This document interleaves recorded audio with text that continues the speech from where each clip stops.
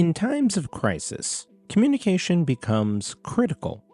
Whether it's a natural disaster, a power outage, or a terrorist attack, being able to stay connected with loved ones, first responders, and emergency services is essential for survival. Unfortunately, during a crisis, traditional communication channels like phone lines and internet connections may become unavailable. That's why it is critical to have a plan in place for emergency communications. This is the Digital Prepper, and today I'm going to be talking about the best ways to stay connected during a crisis. Before we get started, I just want to remind you guys that if you do like the video and want to discuss anything regarding digital preparedness or just preparedness in general, be sure to help this video get out to more potential preppers by leaving a like, commenting, and subscribing to see more like this. With that being said, let's get started. One of the first things to consider when it comes to emergency communication is having a plan. You should have a predetermined meeting spot for your family, just in case you're separated during any sort of emergency. You should also have a designated point of contact who can act as a liaison between you and your family and emergency services. This person should be someone who lives outside of the immediate area and who can be reached by phone or email if possible. Next, you should consider investing in some sort of two-way radio. Also known as walkie-talkies, they are a reliable form of communication during a crisis. They don't rely on cell phone towers or the internet, so they are more likely to work during a disaster. Two-way radios come in a range of sizes and prices, so you can find one that fits your needs and your budget. Some models, like the prepper community favorite Baofeng, have a range of up to 35 miles, while others are more compact and can fit in your pocket. Another option for emergency communication is satellite phones. Satellite phones are similar to cell phones, but they connect to satellites instead of cell phone towers.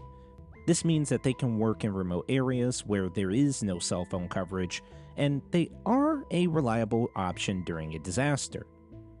The only issue is that satellite phones are pretty expensive, and the cost of the calls themselves can be high depending on the brand.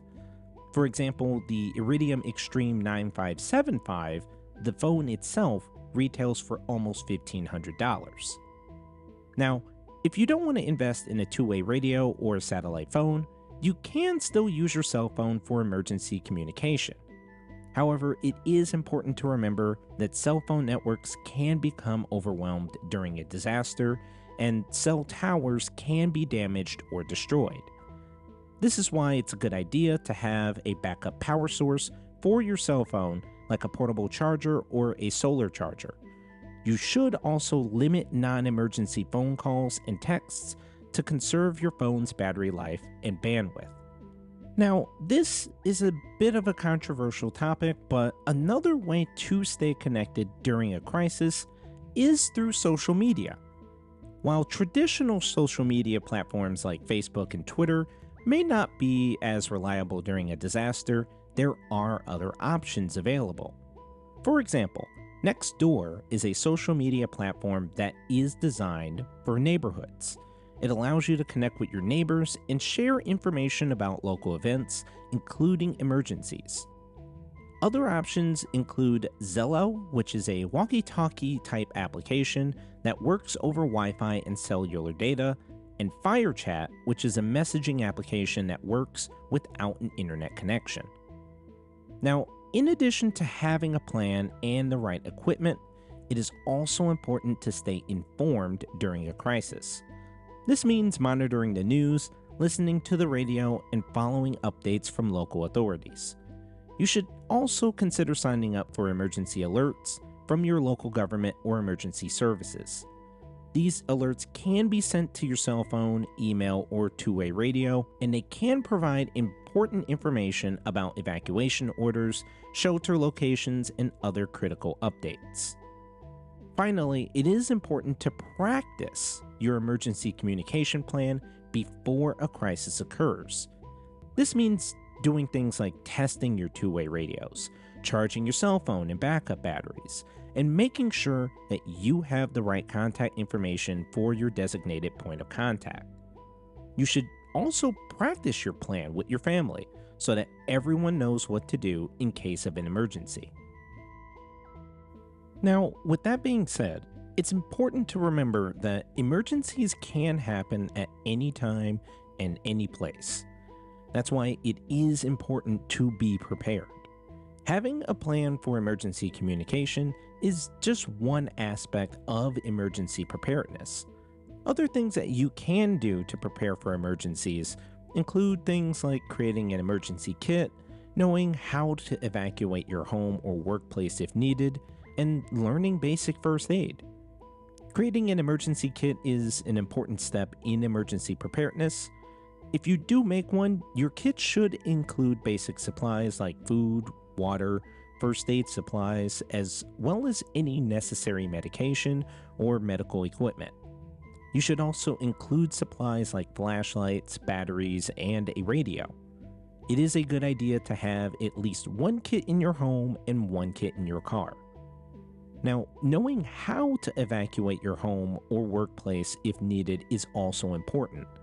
You should have a plan in place for how to evacuate your home or your workplace in case of a fire or other emergency. You should also have a designated meeting spot outside of your home or workplace where you can meet your family or coworkers. To wrap things up, emergency communication is essential for survival during a crisis. Now, whether or not you choose to use things like a two-way radio, a satellite phone, or your cell phone, overall, it's important to have a plan in place and the right equipment. Staying informed and practicing your plan can also help ensure that you are able to stay connected during an emergency. Now, by taking and implementing even some of these steps, you can increase your chances of staying safe and connected during a crisis. If you liked the video, go ahead and give it a like and subscribe to get more videos like this that will help you with your digital preparedness. If you have any ideas for more videos or just want to share your experiences with prepping, please leave a comment down below. Stay safe, stay prepared, more digital prepping to come.